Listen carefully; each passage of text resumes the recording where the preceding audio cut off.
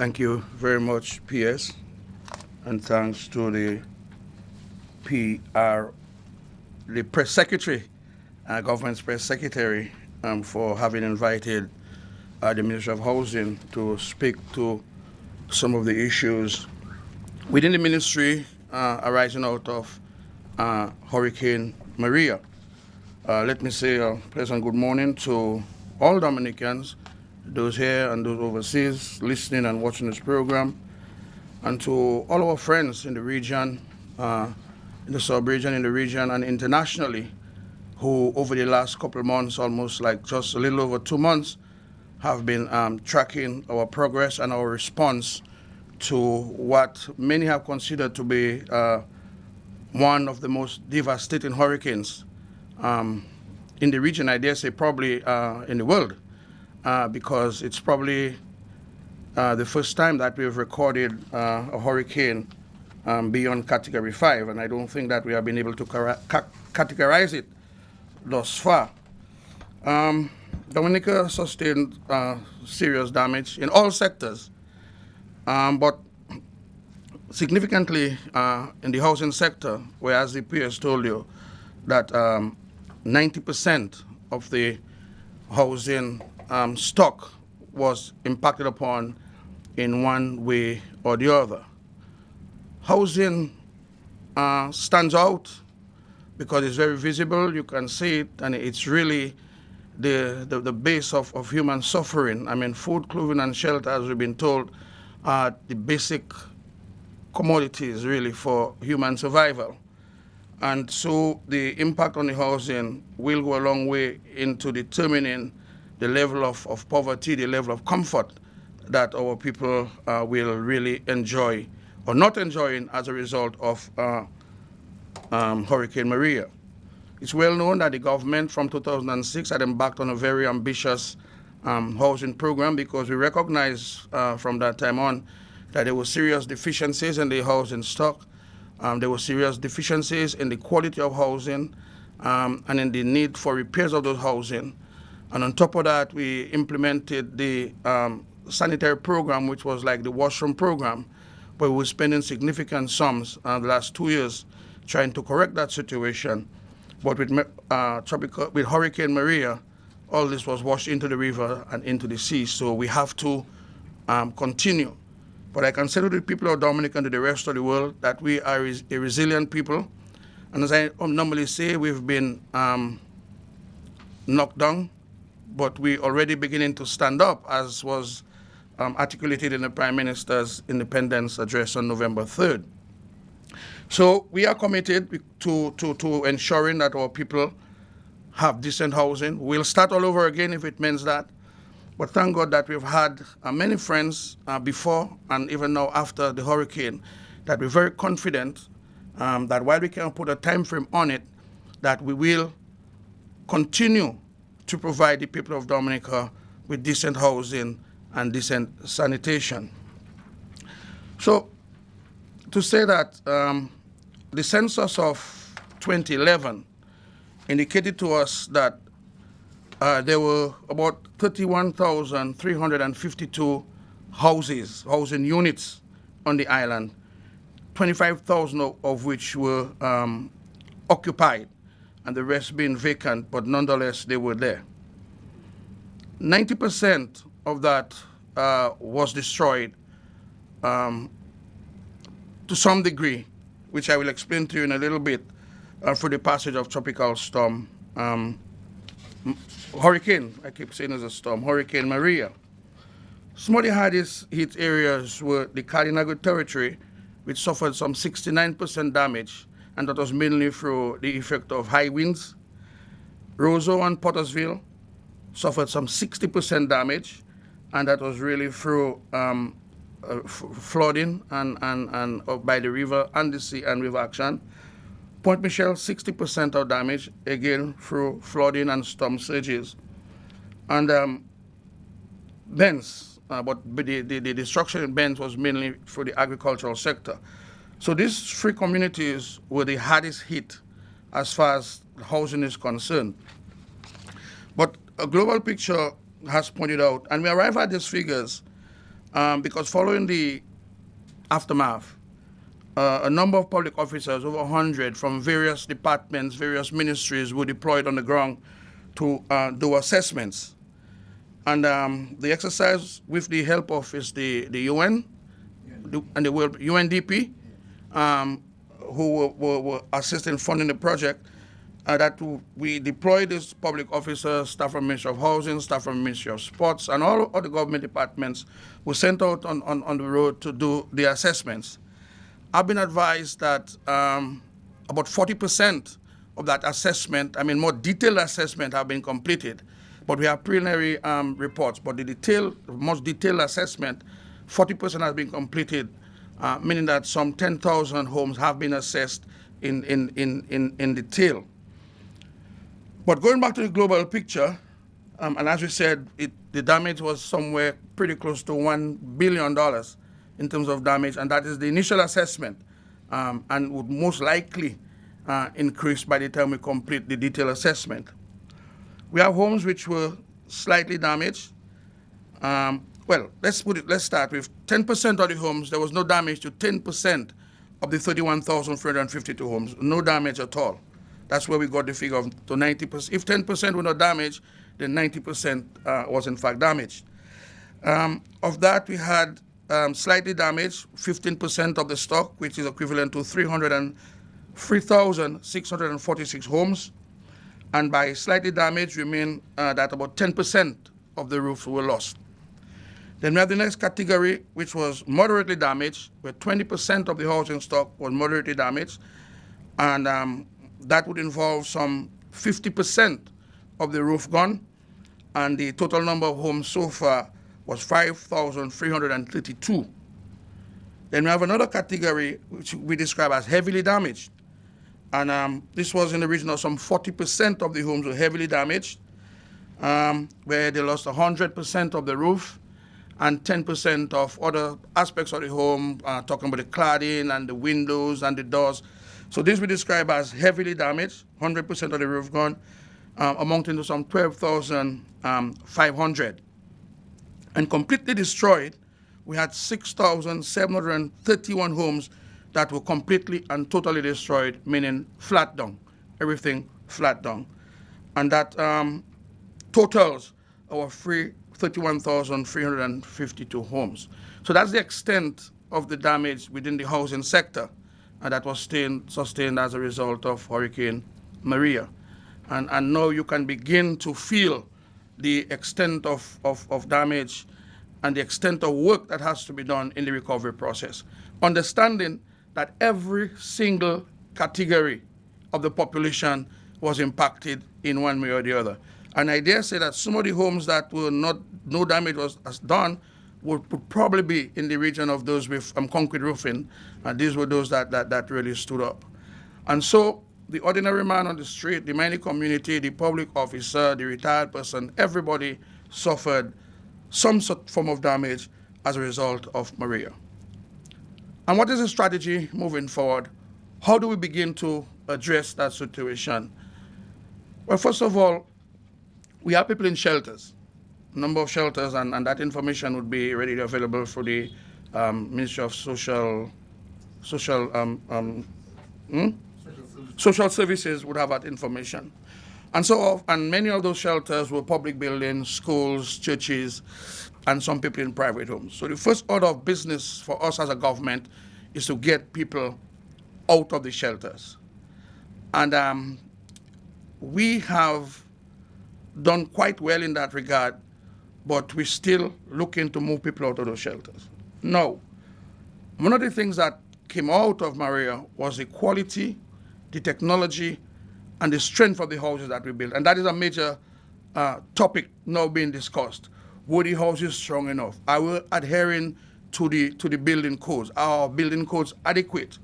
And we have said that we have to build back better, we have to build back stronger, we have to be more resilient in our construction methods and so on. And we have set out to review our own building code and to look at building codes from other jurisdictions, Miami in particular, which also suffer from severe storms and hurricanes. And we're looking at all those building codes and to see where we fell short where our building codes were lacking.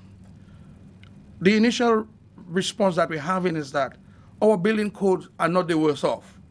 Our building codes are sort of okay, except the supervision and application of those codes.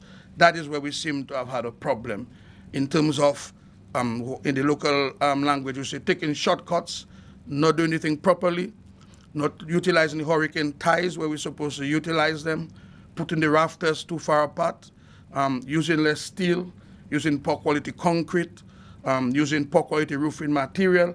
And some of those issues we begin to discover could have been responsible for the massive damage that we suffered in the housing sector. Further analysis has to be done on that, but I believe that's a starting point, supervision of the construction and how we address that situation moving forward. So that's the first thing. So how is it are we going to get people in the and that may be a medium to long-term process. Now, how are we going to get these people out of the shelters and where are we going to put them? Well, we have come up with a concept that we can build what we call transitory homes, where it's a home for like the moment, so to speak, because we have to get people out of the schools.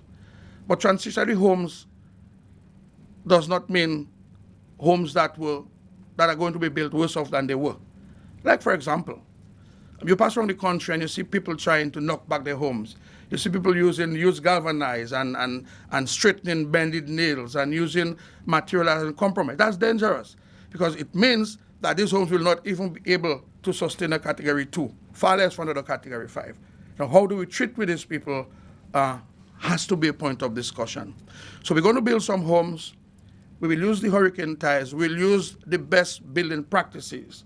But if it's transitory and temporary, at some point in time, we'll have to think of moving these people into stronger homes. And I can say to you that even before Maria, the government was undertaking, especially in the relocation of Pinet Savan and Dubik, we had begun a comprehensive, durable, hurricane-proof construction of over 350 homes. Now, many of these withstood Maria. So it seemed to me that the construction method that was being used on those homes was in fact adequate to sustain a category 5. We have been having discussions with companies, and there is a plan afoot by the government for the medium to long term to continue with that company to build some homes in Roseau, to build some homes in Georgetown, Granville, to build some homes in Cotton Hill in Portsmouth. We're looking at the Roseau Valley. We're looking at the Maho constituency, Layo Park, Taru. We're looking at Grand Bay and a number of other communities. We're looking to build these homes which have stood up to Hurricane Maria. And I'm sure that there will be further engagement with that company to construct homes across the country. And I'm saying this to say that some of the people that we're now putting into those transitory homes, especially in the Portsmouth area, because the Portsmouth Government School and the Portsmouth Secondary School, as I understand it, up to the beginning of this week, will still be used as shelters. And so we have Georgetown. Some of these people will find permanent homes in Georgetown. And some of the people at the Portsmouth Secondary School are basically from Lagon and Chance, will find permanent homes in the Cotton Hill development. So temporarily, we're moving them. We'll give them a decent roof. We'll use hurricane tiles. We'll use the best construction practices. They will have their washrooms. They'll have water. It's my understanding, and very shortly, the Prime Minister will make an announcement as to when we expect to begin works on the Cotton Hill and Georgetown, which will be very early in the new year to begin works on that. Based on the speed at which this company delivers, I would think between the next 8 to 12 months, this home should be ready for occupation. And so we can see some people moving out of those transitory homes maybe within 8 to 1 year. So that's why it's just a transition. But they will be as comfortable or even more comfortable than they were in the homes that got blown down, because these are building people in the lesser quality type homes, and obviously much more comfortable than being in a shelter. And we don't have to go on to describe what life in a shelter is like, because it's a shelter. You're just passing through. So that is the plan we have. So the intention is to move people out of the shelter all across the country into temporary homes while we build or rebuild more permanent, more resilient, more hurricane-proof type buildings for those people all across the country. We have also signed an agreement with a company out of Barbados, the Prime Minister has alluded to that, out of St. Lucia, sorry, to construct 1,000 homes. The contract has been signed, and we've been advised that the 20 homes, the first 20, are in fact ready to be shipped. They have been constructed and ready to be shipped to Dominica.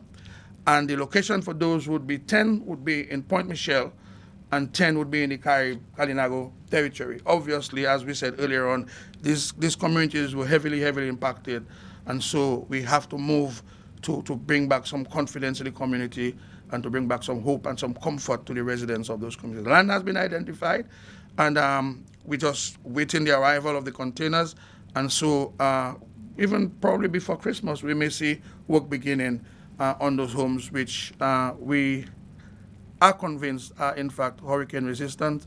You cannot speak to category 6 and 7. We don't know about those, but we believe that they're pretty resistant and we can withstand the hurricane of Maria. We visited the sites that these homes are in fact have been built in Barbados. Communities have been built, hospitals, supermarkets, restaurants, clinics have been built using that technology. The PS and myself actually visited the site of some of these homes, and we're pretty satisfied based on the technical aspects and the literature on those homes that they can withstand Category 5 hurricane. So we have entered into agreement. We have signed a contract for these 1,000 homes, and the construction of those homes and on the particular sites, we have some ideas, but I would like further discussion on it before we make it known to the public where those houses are going to be sited. We have had a number of companies, and we have sent out the invitations to companies both locally, regionally, and internationally who believe that they have a solution to housing that would withstand Category 5 to come with us. Let's discuss it. We have had invitations from Guyana, where they're talking about using green hat for construction. 2 companies out of Guyana have approached us on doing wooden homes out of green hat. And there's one out of Miami, I think there's one out of Montserrat. And a number of companies have been coming to us, asking us, telling us that they have the solution to our housing problem. But we have to tread very carefully with this, because we are in the process of building back better. Now, there is some skepticism about wooden homes and wooden houses, and that some people believe that Dominica should now begin to turn itself into a country of concrete homes. I don't subscribe to that. I would wait on the technicians, on the technical people to advise on that. I don't subscribe to that. I believe that there is a place for wooden homes. And we see a number of wooden homes stood up to the hurricanes, especially those also built a long time ago. Those our grandfathers and great-grandfathers built. They stood up to the hurricane, their roof and everything. Some of them may have lost the galvanized, but the rafters are still in place and the purlines are still in place. They just lost the galvanized. So if this could withstand, and many of these homes we build in modern times, a lot of the damage is for roof. There's the galvanized and some rafters and so on.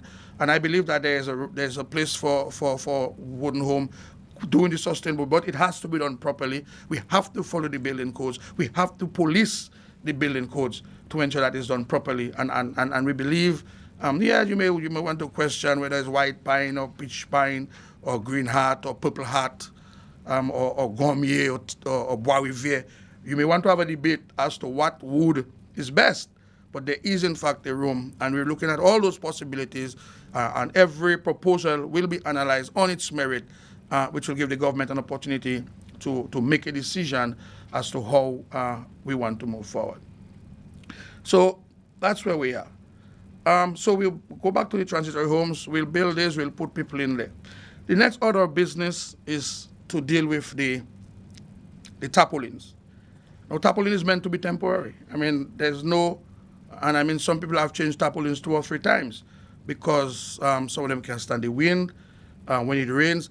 And the tarpaulin brings back memories of Maria.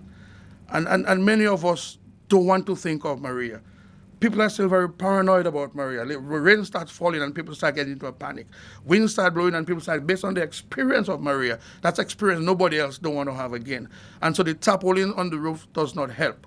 And so the government have decided to move as speedily and as quickly as possible to remove the tarpaulins from people's roof and to assist them in putting a wooden and a zinc roof, at least to give them some comfort while they sleep. So that's another area that we'll be tackling like almost immediately as we speak to get rid of this. And work in some communities have begun on getting rid of those tarpaulins and putting decent roof over those people's heads.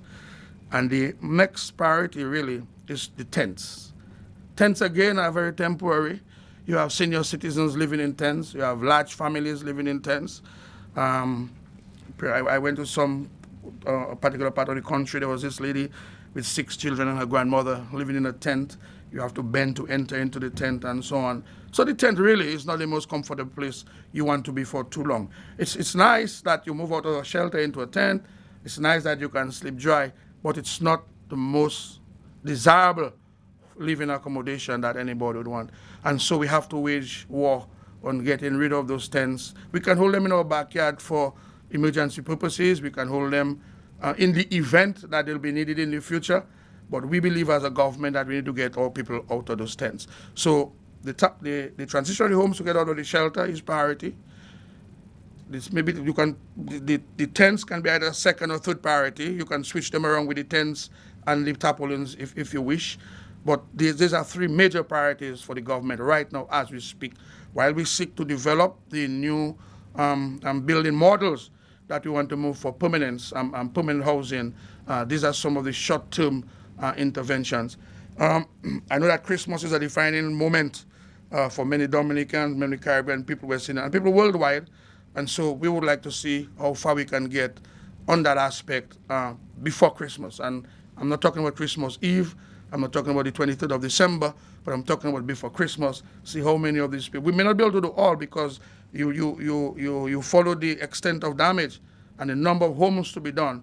But as much as we could do before the Christmas season, starting last week, to try to get people into some more comfortable accommodation. Now, we have had tremendous support from the international community, both from governments and from NGOs and from foreign agencies.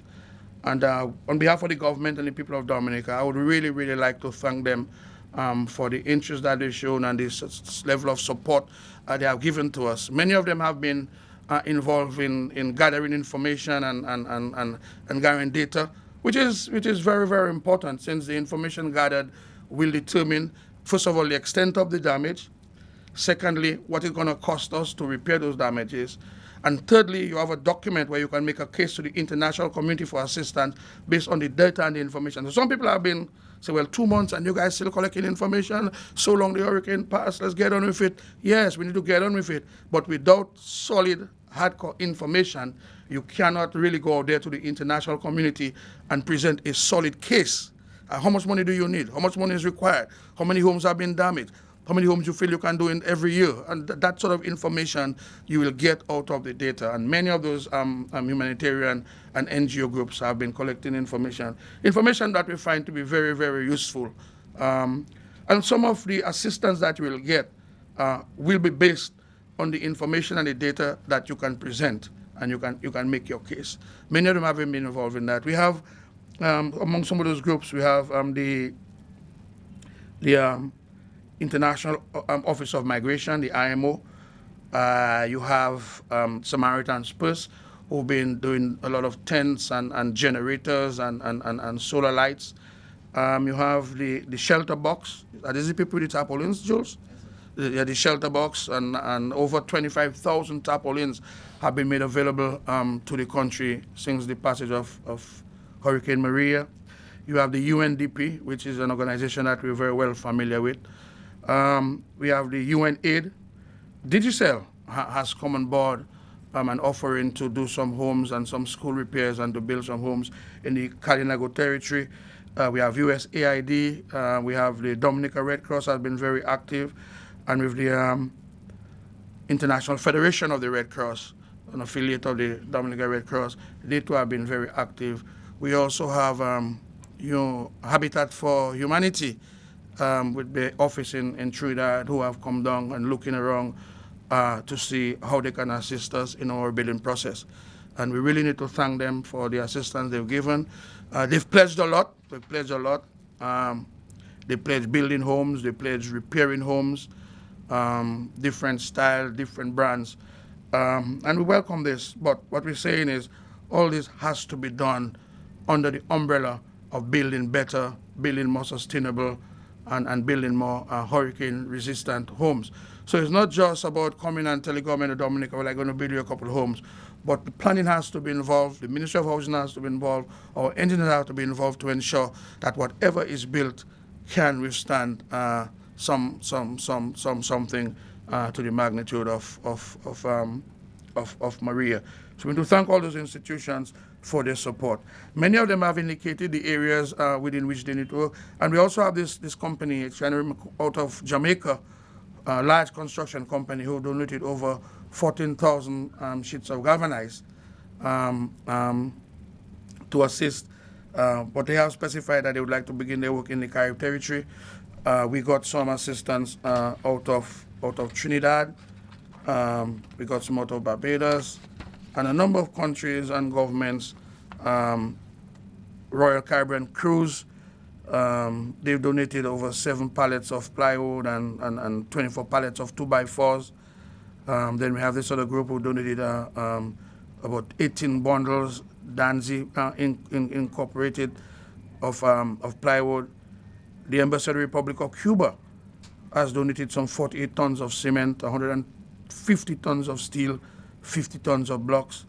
The government of Trinidad and Tobago, who donated some 250 pallets of blocks, wheelbarrows, pickaxes, tarpaulins, nails, doors.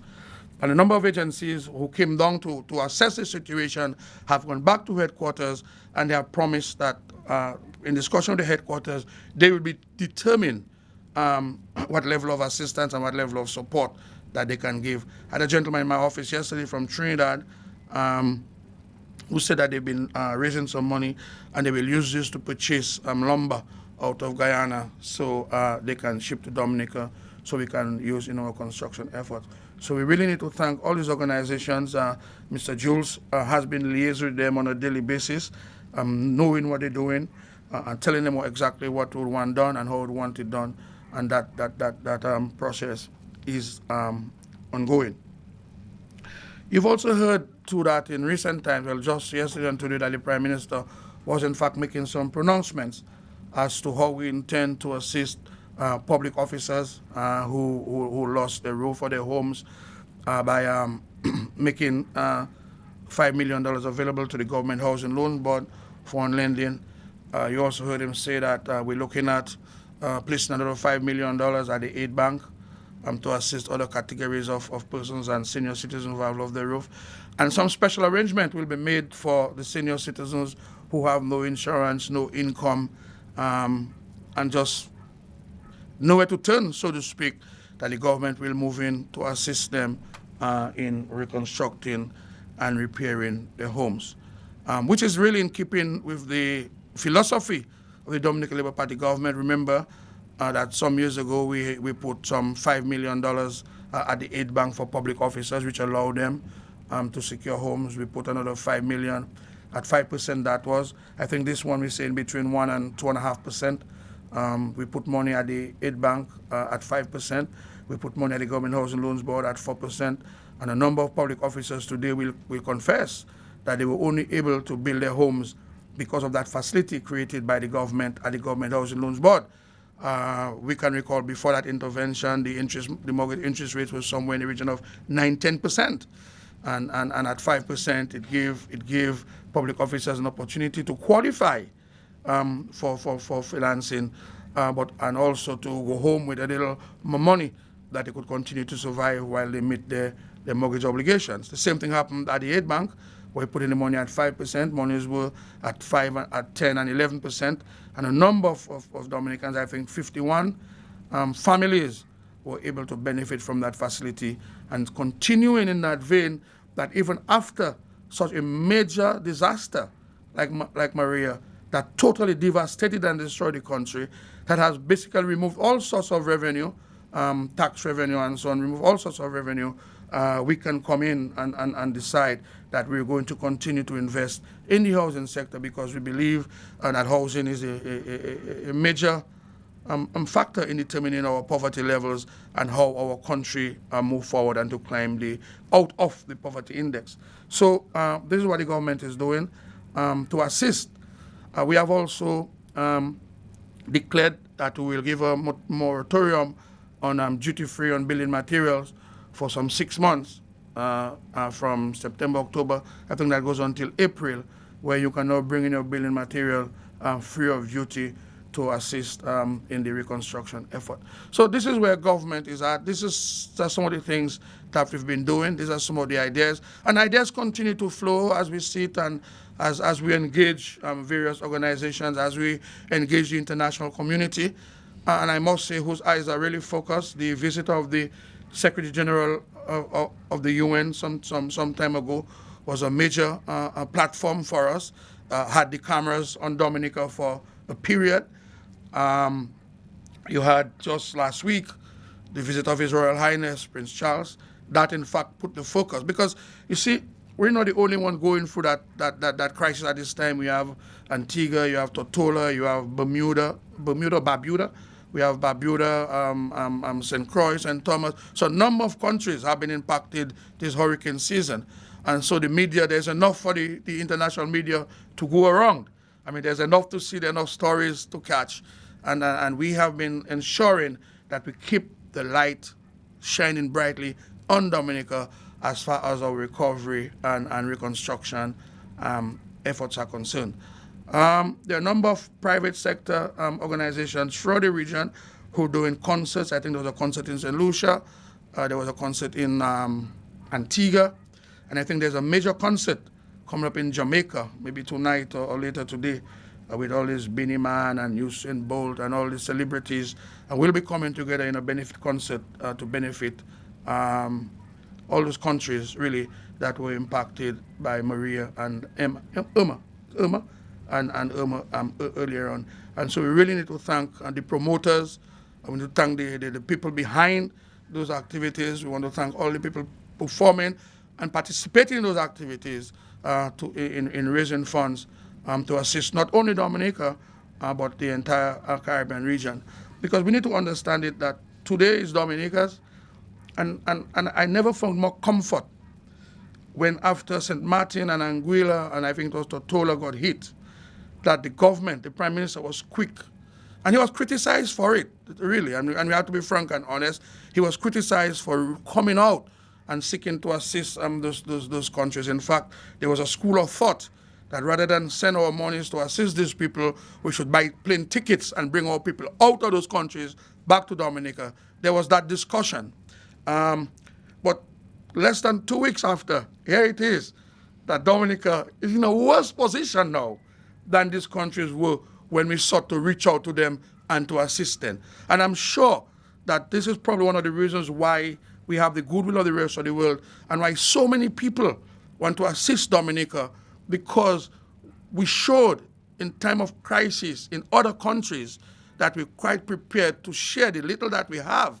In fact, there was some money for our airport that the Prime Minister said, look, you can hold back on the airport and let's send these funds to those countries that were ravaged by, it was Irma at the time.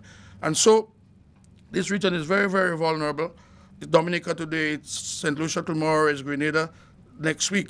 And so we all have to come together now. And I believe this hurricane season has taught us one thing, even in our communities, in Dominica, in the villages, where we have to come together, because that night of Maria, it was one trying to help the other until none of us could help ourselves. So we all battened down on our inside, even after we had lost our roofs, but we couldn't go outside. But even before that happened, you could feel around the community that people who had never spoken for years were calling out on their neighbor, how are you, where are you, come by me, and so on. And I believe that Maria brought a certain level of unity in the country. And what I'm hoping is that level of unity will continue, because we're going to need it as we continue to rebuild the country. Because this is not about government. This is not about Roosevelt's carry. The government alone cannot rebuild the country following the passage of Maria. It has to be the effort of every single Dominican. As little as you can do, it will be appreciated, and it will go a long way into helping the whole, into helping the total recovery process. And I firmly believe, if I know my Prime Minister very well, if we have to use his past successes in raising resources, because really, to depend on Dominica to generate those resources from within, I have not seen the evidence. I've heard a lot of talk, but I've not seen the evidence as to how we can raise the resources that we require to build the country on our own. And so we have to look externally, we have to think creatively, we have to look outside of the box, as they would normally say in modern language. We cannot continue doing the same things. We have to expand our relations, which is what we've been doing. Venezuela, China, and all those new diplomatic relationships that we have been building over the years, I believe we will see all of them coming into play in that very difficult period. And so my confidence and the confidence of the government that we can do it, we can rebuild our country, we can rebuild a better country, and we can serve as an example to the rest of the world as to what a small country can achieve after being devastated by that storm, how we were able to do it, and what can be achieved if we come together, if we work together, if we say the right things at the right time, in the right places. Because the biggest problem we have in this country is our mouth. We talk too much and we don't think sufficiently. But we have to talk less. We have to listen and we have to see. That's why you have 2 eyes, 2 ears, and 1 mouth. It means you talk less, you listen more, and you open your eyes and you look around you and to see what is happening and take the best decisions. The leadership of the country has been exemplary since Maria. Nobody can doubt it. That we've made tremendous progress in the last 2 months. If you look at the other countries that suffered through Emma or whatever, you speak with the people, whether it's, well, I don't want to call names, whether it's Puerto Rico, you can ask President Trump about that. Whether it's St. Thomas and St. Croix, you can also ask President Trump about that. And I don't want to go calling names of countries, but we have made remarkable progress. The leadership of the Prime Minister has been exemplary in that regard. He's been trotting the globe, he's been traveling all over the globe, seeking to raise the awareness, seeking to bring to the attention of the international community where we are. But not only where we are in terms of the damage that was caused by Maria, and in terms of what is required to fix it, but his vision of building a more resilient and sustainable country. And I believe he's been going to those meetings, and I think that he's being listened to. I think he's catching the attention. I think that his words and his pronouncement are falling on the correct ears. And I have no doubt that all his visits by the Prime Minister will in fact bear fruit to the benefit of Dominica. And a number of people are coming to Dominica. I've been acting Prime Minister, and I've met a number of people who come in to see how you guys are going to do it, what are some of the plans you have, how you're going to do it. But we like the concept of building a more resilient country, a country that can be able to weather the storm of climate change, which is a real phenomenon that we have to be faced with. And that is the message that we send to the international community. Here it is, small country, developing country. We had gone a long way before Maria.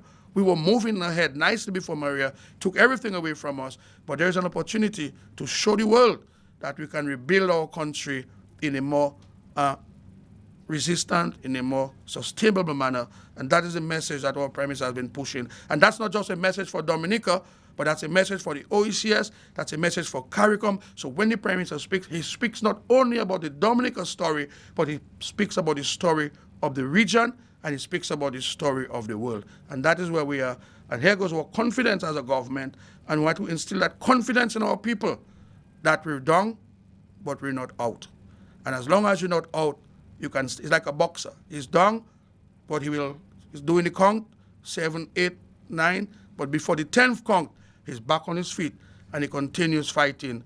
And many, many times, these boxers, they win their boxing matches. The resilience, the courage, the energy, the motivation, that is what we're asking Dominicans to be at this particular point in time. And to tell you that you have a government who knows, who understands it. We did it before, who knows what has to be done, and we'll continue to work in the best interest of Dominica and to continue to make Dominica the beacon that it was before Maria, and maybe a brighter beacon in the post-Maria period, where everybody will want to learn the Dominica story. What has Dominica done to be in such a position in such a short time after Maria? And I'm not asking it for 15, 25, 30 years, which I've been hearing on the street. That's what it's going to take. That's what the ordinary man tells you, that Dominica is so badly hit that it will take another 30 years before we come back to where we were. I don't subscribe to that. I believe in a much shorter period, we'll be able to count the blessings that have been bestowed upon us, and that will be reflected in the rate at which we'll continue to build and to develop our country. Thank you very much.